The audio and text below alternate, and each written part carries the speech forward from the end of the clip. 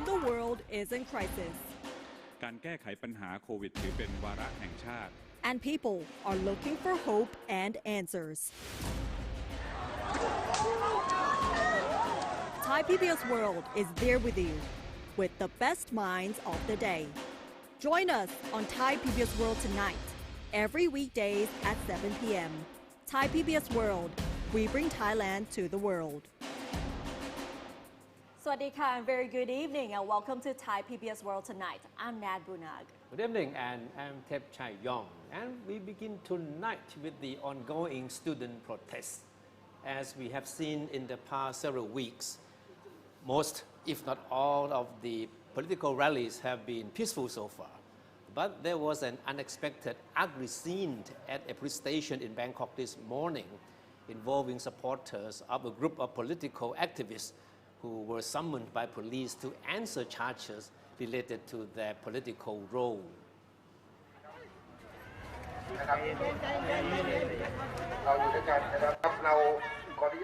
A scuffle broke out when a group of protesters broke a police barricade in front of Samranrat police station, where a group of political activists were being charged for their role in the recent anti-government rally in Bangkok.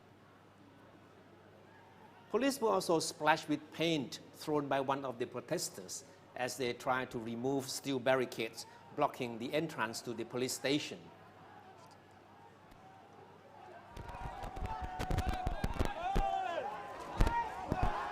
The protesters were there to demonstrate their support for Jatupat Bunpattara Laksa, better known as Pai Dawdin, and 14 others who were summoned to hear charges related to their participation at the rally against the Prayut government at the Democracy Monument on July the 18th.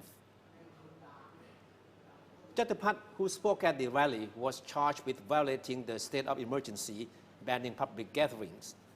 Jatupat has been a vocal critic of the military and has taken active role in many of the rallies. After acknowledging charges against them, all the 15 activists were later free on bail. Jatupat and dozens of his supporters yesterday camped overnight at the nearby October 14 memorial, during which they read out a list of demands that include a resignation of our senators, a House dissolution, and a reform of the monarchy. And from there, they marched to the Samranrat police station this morning, shouting slogans and holding posters against the government and the military along the way.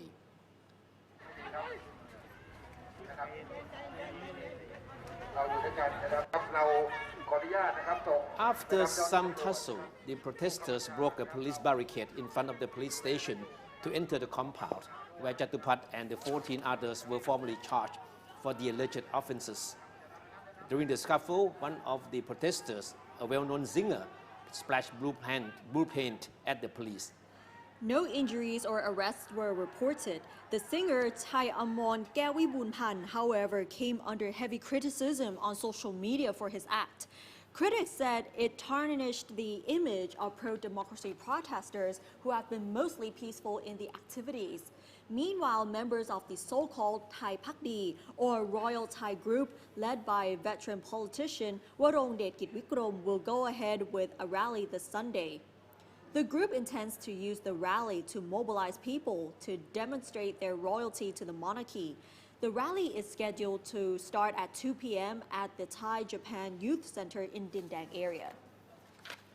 And all right, we know how heavily impacted the airlines industry in Thailand and the rest of the world has been, right, by the coronavirus. But there's good news for many of the domestic airlines. 7 of them today secured a promise from the Prime Minister of a promise of a lifeline in the form of soft loans, of course, but it's not going to be a free lunch. This will be in exchange for their pledge to keep 20,000 of their staff members to make sure that these people do not lose their job. And so that's a sort of a quid pro quo between the government and these 7 domestic airlines. Because the airlines have been highly affected by COVID-19. So that is one of the latest deals between the Prime Minister and 7 budget airlines. That's right. And they are mostly low-cost airlines which have been heavily impacted by the pandemic. The soft loans are part of the aid package discussed during the meeting at the Government House today, according to government spokesman Anucha Burapha Chaisiri. He said the soft loans, which are expected to be made available in October, should be able to keep the airlines afloat for a year. Anucha said the airline representatives pledged to use parts of the soft loans to retain their workforce. The 7 airlines altogether have a combined staff of about 20,000 people. The government spokesman said the soft loans will total 24 billion baht, with the Exim Bank playing the pivotal role. The 7 airlines are Thai Air Asia, Thai Air Asia X, Thai Smile, Thai Lion Air, Thai Vietjet, Bangkok Airways, and Nok Air. The spokesman said the Prime Minister urged the airlines to work closely together to improve their efficiency and to avoid price cutting. He said the Prime Minister, who was accompanied in the meeting by senior officials of the Finance and Communication Ministries, as well as the National Economic and Social Development Board, also promised to consider a request from the airlines for an extension of the reduction in jet fuel excise tax. The reduction introduced by the government to help the airlines is set to expire at the end of September. The Prime Minister also agreed to consider extending to the end of March next year the 50% cut in landing and takeoff charges, as well as aircraft storage fees, which are due to expire at the end of this year. And we're still on COVID-19, but now we're moving on to neighboring countries like Myanmar, because we're seeing a new outbreak in the country, which has prompted the Thai government to increase border control. The Interior Ministry has ordered authorities in provinces bordering Myanmar to tighten security following a report of new coronavirus cases erupting in the neighbor country. Chathai Ponler, the Interior Permanent Secretary, said the authorities were instructed to be strict with entry of people from across the border. He said attention will be on areas which might be used as entry channels. The order has gone out to 10 provinces which border Myanmar. So far, security authorities in Masot district of the northern province of Tak, which is the main gateway to Yangon, have been put on alert due to the newest outbreak. Authorities said that all border passes in Masot and roads to Mueang districts will be strictly screened. Myanmar reported 17 new coronavirus infections on Wednesday. That was the highest daily increase since the virus was first detected in the country on the 23rd of March, according to the Ministry of Health and Sports of Myanmar. Since early last week, Myanmar has reported more than 200 cases of COVID-19 after a month without any reports of domestic transmission. The newest infections have been outside the city of Yangon, and authorities believe they were more contagious than the previous outbreak. And because of the newest outbreak, Myanmar's government has ordered to close all schools nationwide starting yesterday after seeing a big increase of new COVID-19 infections. The closure of schools have been welcomed by many parents as they believe that taking preventive measures would be more important for the time being. And as of today, Myanmar has recorded 26 new cases of the virus, bringing the total number of infections in the country to 628 and 6 total fatalities. But if we compare with other countries in the ASEAN region, Myanmar seems to be quite not so intense, not so severe compared to other countries such as Indonesia and the Philippines, where they have a very high population. Definitely not, because over the past few weeks we have seen absence of any new cases in Myanmar, so this came as a big surprise. Definitely. And just so you know, these are the stories we've been following. 6 new cases of COVID-19 have been recorded today. All of them are returnees from abroad and are now under state quarantine. The new cases brought the total number of infections to 3,410, with no new recoveries nor fatalities. Democrat MP Thepthai Senpong and his sibling Manot Senpong were both sentenced to 2 years in prison without suspension, as well as a 10-year ban from politics after being found guilty of election fraud. The Senpong brothers were accused of vote buying after holding a party for voters ahead of the election of the mayor of the Nakhon Si Thammarat Provincial Administration Organization back in 2014. Thailand will not be fully reopened to foreign tourists along the lines of the so-called Phuket model anytime soon. Deputy government spokesperson Traisuli Traisoranakul said today that the government still needs to consider many factors, including guidelines, screening processes, and measures to prevent the spread of COVID-19 to ensure there is no second wave of infections. According to the Phuket model, tourists will be allowed to visit the island, but they will have to undergo a 14-day quarantine first, and their travel zones will be limited. Entry will also only be limited to tourists from COVID-free country.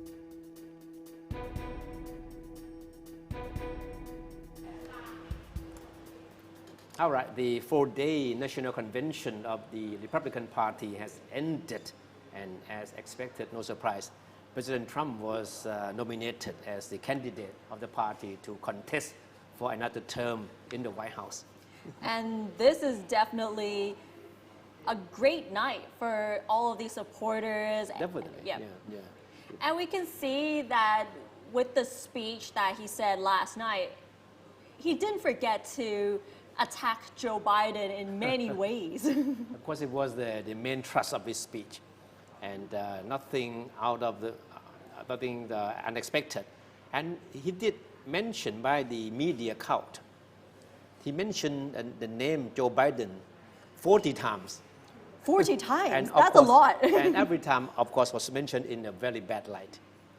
It has always been normal for the Republicans to criticize Joe Biden for what he did, no matter, and especially he keeps questioning whether Joe Biden can actually be the right leader for the American people. One of the most interesting quotes from the fourth night and the final night of the Republican conventions is that he said Joe Biden is not a savior of America's soul. He is the destroyer of America's jobs, and if given the chance, he will be the destroyer of American greatness, which is pretty much an attack to Joe Biden, because remember how President Trump keeps saying that we will make America great again, and this time around he said Joe Biden will be destroying the greatness of the United States of America.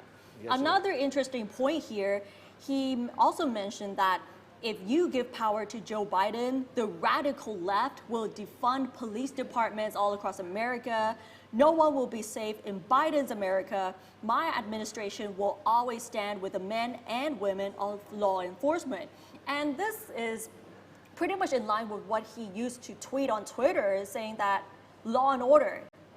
So that means he has always been supporting these people. And he kept describing Joe Biden as being weak, and again described him as a Trojan horse of the radical left, right? Yep. And at one point, Trump said that this coming election in November will be one of the most important elections in the history of the U.S. And he said this election will decide whether we save the American dream or whether we will allow a socialist agenda to demolish our cherished destiny. And the voter will decide whether we protect law-abiding Americans or whether we give free rein to violent anarchists, agitators, and criminals who threaten our citizens. He also criticized Joe Biden for his decision during the coronavirus pandemic. He said, when I took bold action to issue a travel ban on China very early indeed, Joe Biden called it hysterical and xenophobic. And then I introduced a ban on Europe very early again. And he also said that if the American people listened to Joe Biden, hundreds of thousands of more Americans would have died from COVID-19. So that is definitely a huge attack on his opponent here. So the last night of the convention was certainly considered to be historic in many senses. First of all, it was held on the south lawn of the White House, and which has raised question about its legality. Of course, I mean, the Democrats have been attacking Trump for this, for using the White House for this occasion. It's because Democrats believe that this is very unethical and very unprecedented. But of course, it looks very spectacular, I mean, from the presentation point of view. And you can see that the atmosphere of the Republican conventions, particularly on the final night, you can see tons of supporters coming around to support President Trump as well as the family. And we can say that the whole highlight of the 4 nights is the families coming out to support President Trump through speeches and praises. Yeah, and appearing together, the whole family on the stage in the finale of the last part of the event. And if you take a look at the crowd, it's about 1,000 plus of them. And it cannot escape notice that there was hardly any social distancing and very few wore masks. Yes, and that is completely different to the last week's Democratic conventions where everything was done through video conference. But this time is more of a traditional sort of convention where people are coming out to support the president as well as other members of the Republican Party. But back to the issue where Donald Trump said that nobody will be safe under Joe Biden's America. Joe Biden just responded so quickly through Twitter saying that when Donald Trump says tonight you won't be safe in Joe Biden's America, look around and ask yourself, how safe do you feel in Donald Trump's America? Okay. And as Trump was speaking, there were shouts from outside the White House from members of the so-called Black Lives Matter movement, right? Calling him to get out. Right? So that's the latest from the U.S. I mean, so the 2 weeks of political extravaganza, I mean, is over. So now both camps will go back on their campaign trail, and the next few months we'll see intense lobbying, campaigning in what is supposed to be some of the media in the U.S. described it as something that would be one of the ugliest elections in the U.S. history. With the blame game, and we'll have to see whether the mail-in voting will be sorted out by then. Yeah. All right. In fact, tonight we should have Assistant Professor Dr. Vibunpong Punprasit, an advisor to the American Studies Association in Thailand, who also teaches political science at Thammasat University. He's supposed to be with us to share his ideas on the impact of the Republican convention, right? But unfortunately, due to the heavy traffic, because of the heavy rain this evening, he's still being stuck in the middle of the road and still see no prospect of arriving here in time for the program. But although he could not make it to Thai PBS World tonight, but hopefully we'll see him with the Thai version of the show Than Lokกับ Thai PBS World, where he will be giving an insight to what the Republican conventions mean, as well as the hidden connotations with the speeches. So hopefully we'll get to hear his perspective in the Thai version of the show. But next week we'll try to have him back, because Dr. Vibunpong has been a regular guest of our program, and of course he has one of the best insights into the U.S. politics. Definitely, and not just with the Republican conventions or even last week's Democratic conventions. We'll be hearing more from his perspectives, particularly with the campaign as well as the presidential debate and counting down towards the November 3rd elections as well. Okay. Moving on to Finland, there's a project that tries to encourage people to join hands to reduce carbon dioxide. So let's take a look at this report. And then here underneath, what modes you have been taking during the day. For instance, Ville has been... A Euro-funded project in Lahti, southern Finland, offers inhabitants rewards, including bus tickets or free food if they can ditch the car in favor of cycling or public transport under a scheme to lure the public into lower carbon lifestyles. Based on that, you will get a personal budget that will be renewed weekly. And then when you travel around, you have your location on and your app is in your pocket. It will automatically detect your mobility, and it will know automatically if you're taking the bus or if you are taking the car, and then it will calculate the CO2 that you're producing. If you drive alone with an average passenger car, you are emitting 1 kilo of CO2 for every 5 kilometers of driving. So basically, if you want to reduce 3 kilos of CO2, you have to avoid driving 15 kilometers, or you have to use public transport or bicycle instead. The CityCab app tracks a user's carbon emissions as they move around by detecting whether they are traveling in a car, on public transport, on foot, or by bike. The aim is to develop a personal carbon trading project that rewards citizens for green behavior and which can be expanded to other cities. So basically, Lahti is still a very car-dependent city, and our strategic goal is that by 2030, more than 50% of all trips are made by sustainable transport modes. And we still have a bit of way to go, and that's what we are also trying to change with our CityCab project. Wow. With the IC. It's only 50 minutes. Yeah. Well, it's been happening anyway because like living in London is so expensive, and this is really.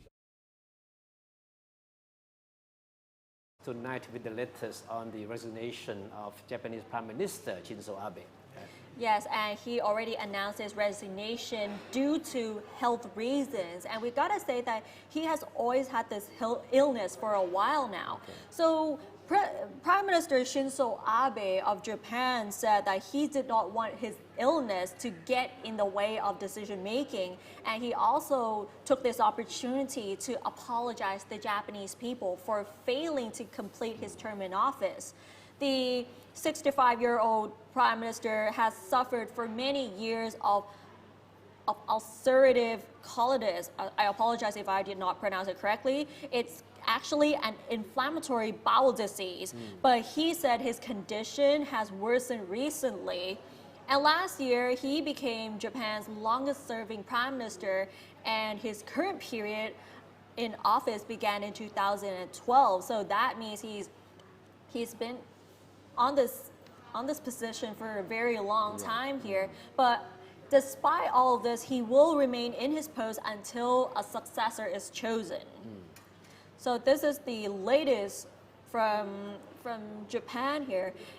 The Prime Minister said his health started to decline as his illness made a resurgence around the middle of July. He was now receiving a new treatment for the condition, which had to be administered on a regular basis and would not give him enough time to carry out his prime ministerial functions. He said he could not make any mistakes in terms of important decision making, and therefore he decided to step down from his position here. As quoted, "I made a judgment I should not continue my job as a prime minister. All right. I would like to sincerely apologize to the people of Japan for leaving my post with 1 year left in my term of office and admit the coronavirus issues while various policies are still in the process of being implemented," he added, and he also made about and apologized that he could not maintain this position. All right. In fact, there had been speculation about his resignation for days now. So that's all for Thai PBS World tonight. Thank you for watching, and we see you next week.